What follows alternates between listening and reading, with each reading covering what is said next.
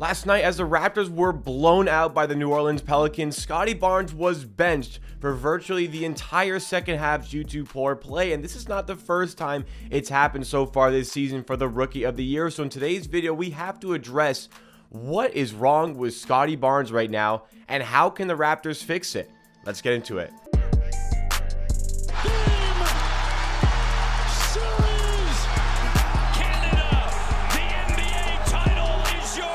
What's going on, NBA and Raptors fans? It's Jacob here, back with Amateur Hour Sports, your source for the greatest coverage and analysis on the latest Toronto Raptors news. If you like what you see from today's video, then make sure you are subscribed to the channel. Help me on my road to 13,000 subs. You want to hit that milestone by the end of 2022, and in return, you get all this great Raptors content, plus watch parties, live watch parties for every single Raptors game. Also, be sure to drop a like on the video if you find yourself enjoying along the way. It does go a long way to supporting the content. But our video today, it's about Scottie Barnes again, because it just has to be about Scottie Barnes again. The Raptors as a whole yesterday were a disaster. I mean, they got blown out by the New Orleans Pelicans. There was a little bit of hope late third, early fourth. We made quite a bit of a charge, but that charge was not including Scottie Barnes in any sort of capacity, because Scottie only played 21 minutes yesterday, got a brief stint at the start of the second half before Nick Nurse had enough of the player and benched him for the rest of the game. And honestly,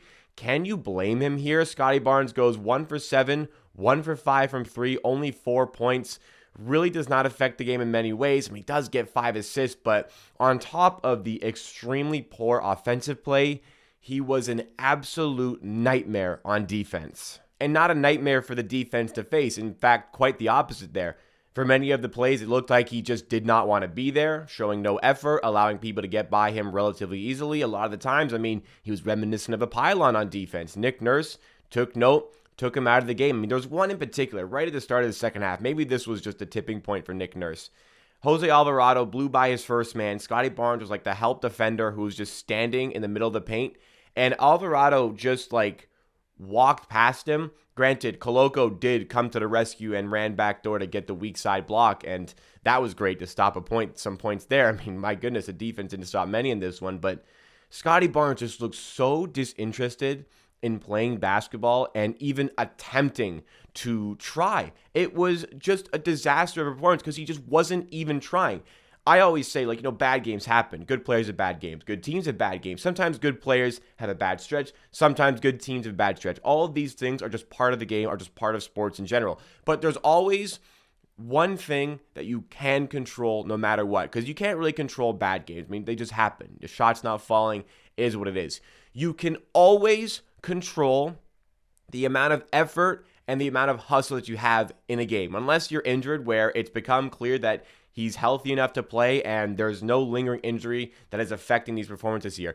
He has all the ability in the world to, at the very least, pretend to try on the court, because that was embarrassing to watch for a player like him yesterday, because he is a lot more talented than that. He is a lot better than that.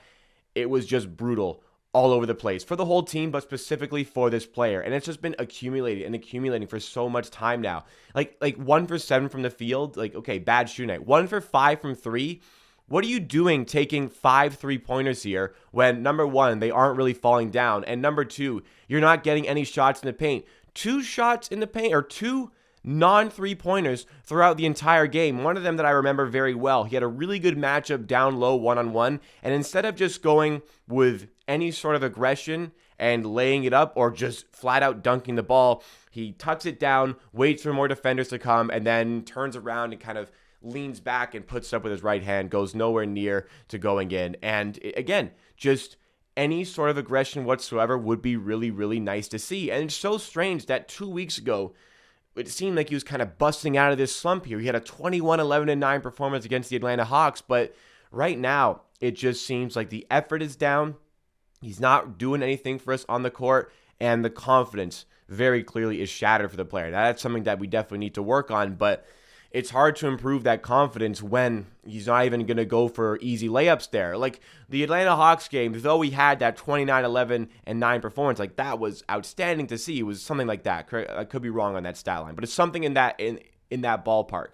Despite all of that, and that is amazing and got us in the position to win the game-winning shot was in his hands right at the rim. if he had just simply dunked the ball, the Raptors win that game. He didn't dunk the ball, and you know what? I mean, he still should have hit that layup. He misses a layup. So we go to overtime. Then we go to overtime. The Hawks tie game. They have the ball was 3 seconds ago under their own basket. He leaves our rim to go full court press, which leaves AJ Griffin wide open under the rim. Why did he leave him? Like, even in the really good games, there's 2 game-defining moments that he has. Now, whatever. He had a really good game there. Overall, it's been a lot worse for the player as a result of no confidence and a lack of effort. And again, it's the effort that I just cannot forgive for the player. At least for Gary Trent here. We get one positive out of this game against the Pelicans because we were just dismantled. I mean, Siakam still looked good. But Gary Trent, as bad as he's been, he was putting up points in the first half. Now, he was an absolute disaster on defense as well in the first half. But in the third quarter, Gary Trent continued to shoot well and continued to provide a little bit of a spark here because he was showing tons of effort. And you know what? The Raptors didn't make a comeback here. It was a little bit of a fake comeback, as we've come to say with this team.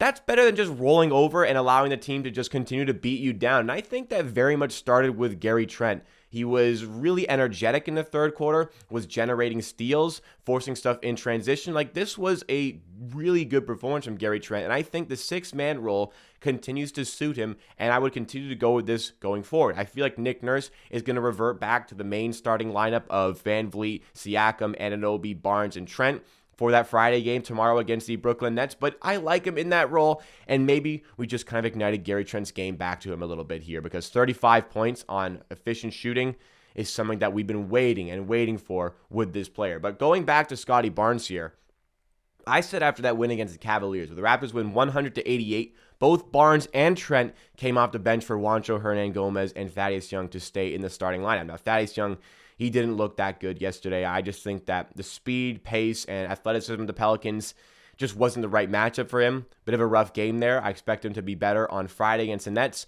Juancho, though, was very underutilized in the first half. Like, I can't believe I've come this far around on Juancho. He was very underutilized in the first half when it looked like this team was kind of really needing his presence out there.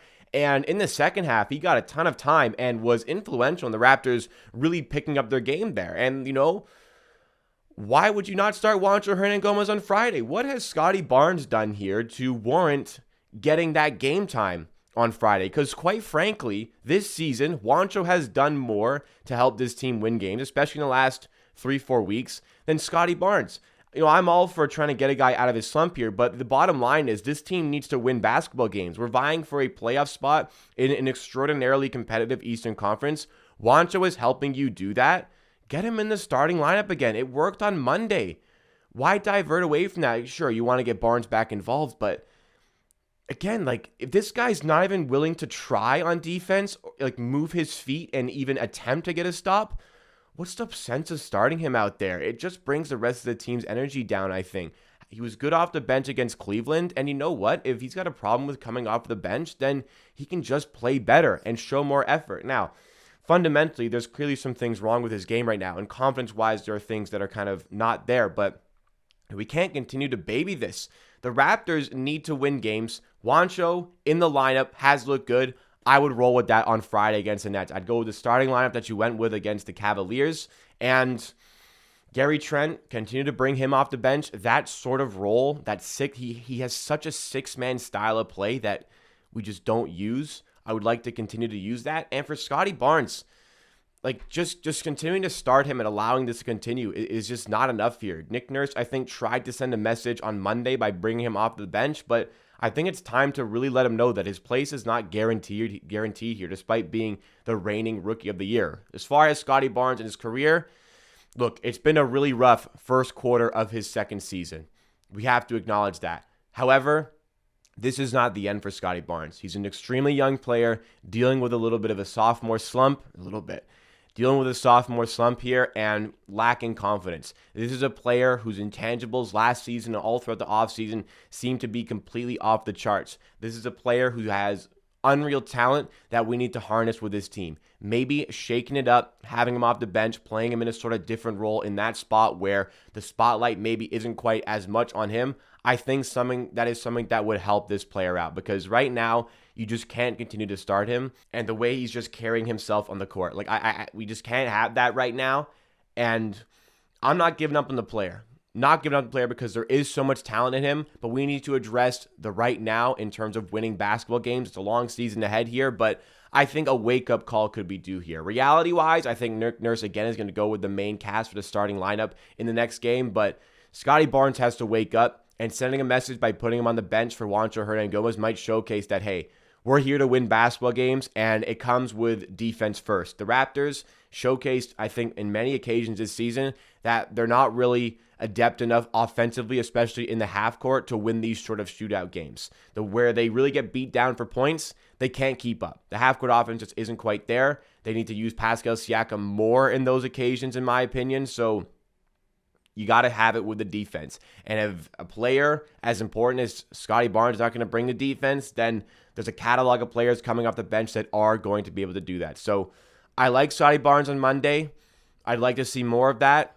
It's very sad that we're in this position right now, but something's got to give. And maybe he starts and just that was the wake-up call, getting benched in the second half. I'm not sure, but it seems like with good players, bad games happen. With Scottie Barnes right now, it's like, the good game happened, but that's the one-off. That one against the Hawks where he goes 29, 11, and 9. That's the one-off game where he actually plays well, and then it's back to normal where he's doing nothing on the court. Only 5 games this season. We'll finish on this. In only 5 games this season, he has shot above 50% from the field. He's played in, I think, 19 games at this point. It starts with being aggressive, having the confidence to take it to the rim, and once you're there, exploit your mismatches and finish. Be strong and finish. That's just not happening right now. Selling for threes, not good enough for this team. So we need better. Guys, if you enjoyed this video, please be sure to drop a like. A little bit harsh on the player, but something's got to give, like I mentioned. So if you enjoyed my commentary, drop a like and consider subscribing to Amateur Sports for more videos and content like this coming up in the future. Help me on my road to 13,000 subs. Join us for the watch party tomorrow as the Raptors play the Nets. I'm going live 30 minutes before the scheduled tip-off time.